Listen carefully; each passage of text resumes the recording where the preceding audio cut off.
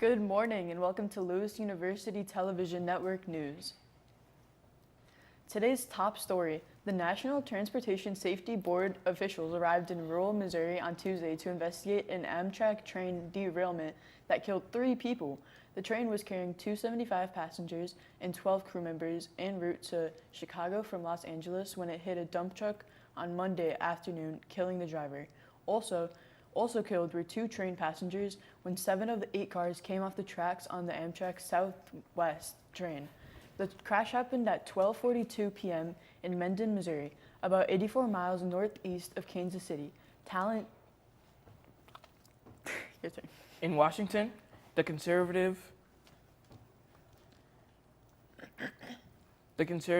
majority U.S. Supreme Court has chipped away at the wall, separating church and state in a series of new rulings, eroding American legal traditions intended to prevent government officials from preventing any particular faith in 3 decisions in the past 8 weeks. The court has ruled against government officials whose policies and actions were taken to avoid violating the U.S. Constitution's First Amendment prohibition on governmental endorsement of religion, known as the Establishment Clause. The court on Monday backed a Washington State public high school football coach who was suspended by a local student school district for refusing to stop leading the Christian prayers with the players on the field after the games. It has been a long 4 months and 6 days for Ukraine since Russia has begun its invasion of the neighboring country. Putin's latest attack come at the lives of more civilians as Ukraine reports that 15 are dead and many more missing. Suspected dead after a Russian aerial strike on a shopping mall was targeted, having no military function. G7 members are declaring this act as a war crime, although many believe Putin will never stand trial for any of the atrocities. In local news, the Lewis University Communications Travel Study course returned from its 3rd trip, spending a week in Boston, using classroom-taught skills to engage with local Bostonians about various culture. The trip allowed students to take many visits, to a Red Sox game, the John F. Kennedy Presidential Library, Harvard, and many more. This trip was designed to provide experiences that most students might not ever consider trying and better prepares students for the larger world and lifelong learning. The House Select Committee investigating the January 6, 2021 Capitol Hill insurrection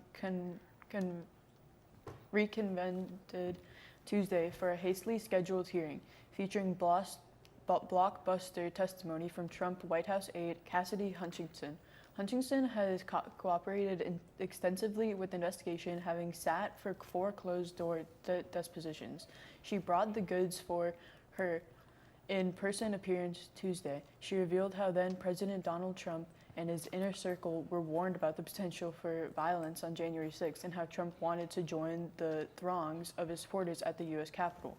The testimony bolstered the narrative that the committee has been driving toward over the last few weeks, that Trump incited and supported the insurrection as part of a desperate power grab to steal a 2nd term, and that many of his top advisors thought his schemes were illegal. 51 immigrants are dead after they and others were found in sweltering conditions in a semi-truck in San Antonio. The death toll includes immigrants from Mexico, Guatemala, and Honduras, according to a federal law enforcement official who spoke on condition of anonymity. The discovery came as U.S. federal authorities launched what they described as an unprecedented operation to disrupt human smuggling networks amid an influx of immigrants at the U.S. and Mexican border. 8 people died on the scene and 2 died at hospitals. The federal law enforcement official told CNN on Tuesday, noticing the toll is preliminary. 16 people, 12 adults, and 4 children were taken alive and conscious to medical facilities. San Antonio Fire Chief Charles Hood said that Monday night's news conference, President Joe Biden described the discovery as horrifying and heartbreaking, saying the deaths underscored the need to go after criminal trafficking rings. Well, yesterday, voters in Illinois cast their votes in the primaries, and it has been decided incumbent J.B. Pritzker will face the Republican candidate from downstate Southern Illinois, Darren Bailey, in November's elections. One thing that is guaranteed, this election season will be extremely contentious. Illinois' governor's race will be one closely watched in Washington this fall. We will be back with more news, sports, and weather after this. Jordan knows he shouldn't eat this entire bowl of nachos, but tonight he's earned that right, because a few hours ago in the middle of happy hour, he recognized a sign. Not from the gods or a bolt of lightning, but from a double heart, a kissy face, and a fourth ha in ha ha ha. That's when Jordan knew he was buzzed. So when it was time to go, he got a ride home instead of driving. Be a legend like Jordan. Recognize your buzzed warning signs and get a ride home. Buzz driving is drunk driving.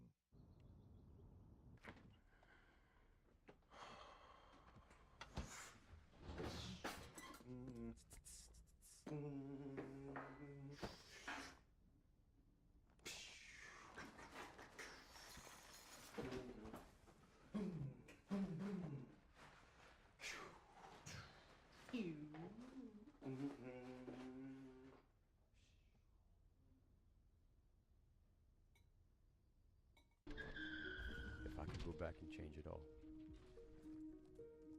I would. I think I'm gonna miss you the most. I'm sorry. I'm so sorry. I'm so sorry. Or maybe it's just the little moments. If I could go back and change it all, if I could go back, I would. But I can't.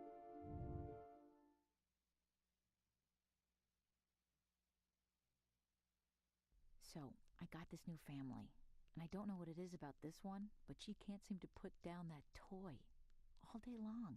Tap, tap, tap, tap. Oh, and she even talks to it. She talks to that more than she talks to him. What's up, bro? Nice shirt. Who's she talking to?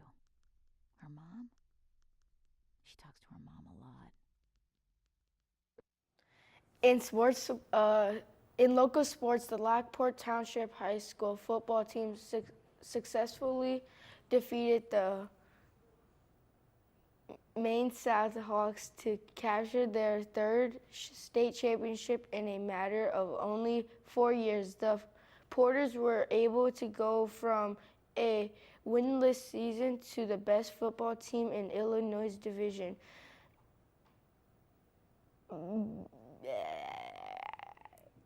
BA senior T.Y.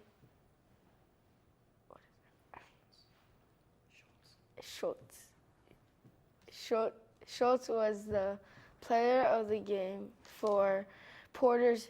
He had 32 career for 231 yards and also added 2 touchdowns. Andrew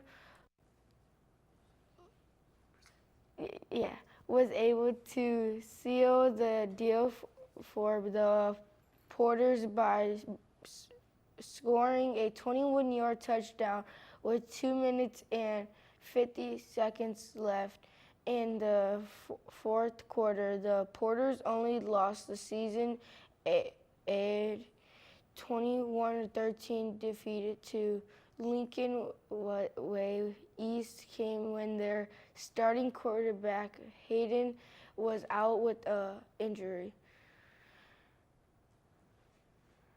The Colorado Avalanche closed.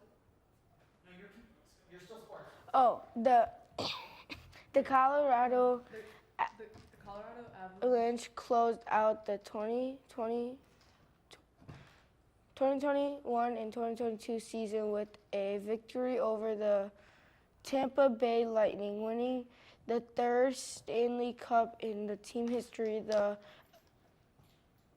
Avalanche were able to bounce back after losing the Lightning the previous game. Tampa Bay was seeking their third Stanley Cup in a row, but was ultimately defeated by the Avs 2-1 in Game 6 of the Stanley Cup Finals. The Avalanche's general manager was a part of all the of the Stanley Cups that the Avalanche franchise has won, playing in the first two and being the general manager in the final one. The Avalanche now have their sights set on Stanley Cup in the 2022-2023 season. In Cubs traded rumors, the MLB traded deadline is 5 weeks away, and the Cubs have numbers of 2 players could generate interest from interesting from contenders. New York Post John Heyman reported that the expertise opening day starters Kyle Hendricks to be looking at. Hendricks, 32, is under contract through next season with a club options for 2024. Hendrick is the longest tenured player on the Cubs roster and is a mentor for their young pitchers staff. Hendricks has had an up and down past 2 seasons, but they're through 7 and third scoreless innings in a victory over the Cardinals. Other Cubs players with their possibility of being involved in a trade are David Robertson and Wilson Contreras. The White Sox acted third baseman from the injuries list on Tuesday when healthy. Monkhead, a batter averaged below 200 and on base percentage just about that mark. Markin is a important piece in a lineup that has been struggling all season with a record of 35 and 38. The Sox are 6.5 games out of first. Glance training the Twins and the Guardians. The Sox are looking to get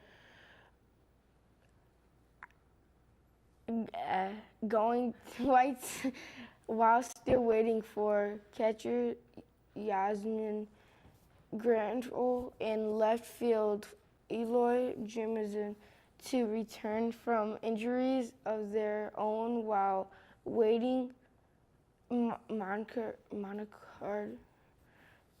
to get back on track quickly. The White Sox also want him to be cautious due to oblique and hamstring problems he has suffered throughout the season. The White Sox have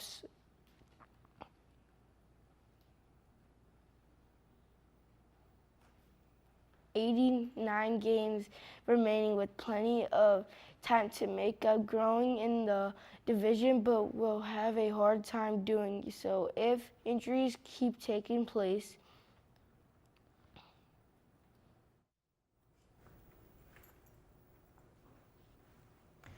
Good morning. Here is today's weather. Today, high will be 78 degrees with a feel-like temperature of 79 and a relatively humidity of 45% with a 9-mile-per-hour wind out of the southwest. You can see from this map that our Romeoville temperature is 75 degrees, but further away from the lake is Lake Kankakee is showing a high of 77. Our next map shows that earlier this morning there was some light scattered showers. Here is today's elements temperatures. Now looking ahead at the rest of the week. Thursday's high of 92 with a low of 70. Friday with a high of 48 and a low of 62. Saturday and Sunday look to be fantastic for this holiday weekend with temperatures in the mid to upper 80s. And that is your LUTN weather. Back to you at the desk. Thanks. For the weather, it looks to be a perfect rest of the week and on into the next week. For in the entire LTHS group, thanks for watching and stay up to date with all things Lewis by visiting Lewis University Television Network on YouTube. Have a great day and relax a little. Thank you.